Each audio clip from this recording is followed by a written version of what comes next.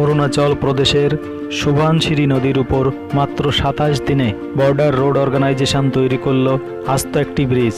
ফলে এখান থেকে ভারত চীন সীমান্ত অর্থাৎ লাইন অফ অ্যাকচুয়াল কন্ট্রোলে সেনা ও ট্যাঙ্ক খুব অল্প সময়ের মধ্যে মোতায়েন করা ও সীমান্তে মোতায়েন সৈন্যদের কাছে রসদ পৌঁছানো সহজ হয়ে যাবে।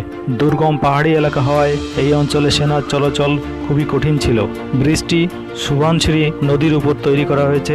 সুবানশিরি নদী তিব্বত থেকে উৎপন্ন হয়ে অরুণাচল প্রদেশের মিরি হিলের মধ্য দিয়ে ভারতে প্রবেশ করেছে। এ নদী ব্রহ্মপুত্রের সবচেয়ে বড় উপনদী। ব্রিজটি তৈরি করেছে বর্ডার রোড অর্গানাইজেশন, যা 1960 সালে দেশের উত্তর ও উত্তর পূর্ব অংশে সড়ক যোগাযোগ ব্যবস্থার উন্নয়নের জন্য গঠন করা হয়, যা প্রতিরক্ষা মন্ত্রণালয়ের অধীনে দেশের নিরাপত্তা ও অখণ্ডতা রক্ষায় এরা সারাক্ষণ কাজ করে চলেছে। এই ব্রিজটি অশোক চক্র সম্মানে ভূষিত কাশ্মীরে সন্ত্রাসবাদীদের গুলিতে শহীদ হওয়া হাং পাং দাদার নামে নামকরণ করা হয়েছে। তিনি ভারতীয় সেনার আসাম রেজিমেন্টে কর্মরত ছিলেন। 1916 সালের 27 মে জম্মু কাশ্মীরের নওগাম সেক্টরে সন্ত্রাসবাদীদের সাথে যুদ্ধে তিনি শহীদ হন। লকডাউন চলাকালীন সময়ে বর্ডার রোড অর্গানাইজেশন এই কৌশলগত স্থাপনা তৈরি করল। অরুণাচল প্রদেশের সুবানশিরি জেলার দাপোরিজো নামক স্থানে সুবানশিরি নদীর উপর 430 ফুট লম্বা এই ব্রিজ তৈরি করা হয়েছে। বর্ডার রোড অর্গানাইজেশনের 23 বর্ডার টাস্ক ফোর্স প্রজেক্ট অরুণাক এর অধীনে এই ব্রিজ তৈরি হয়।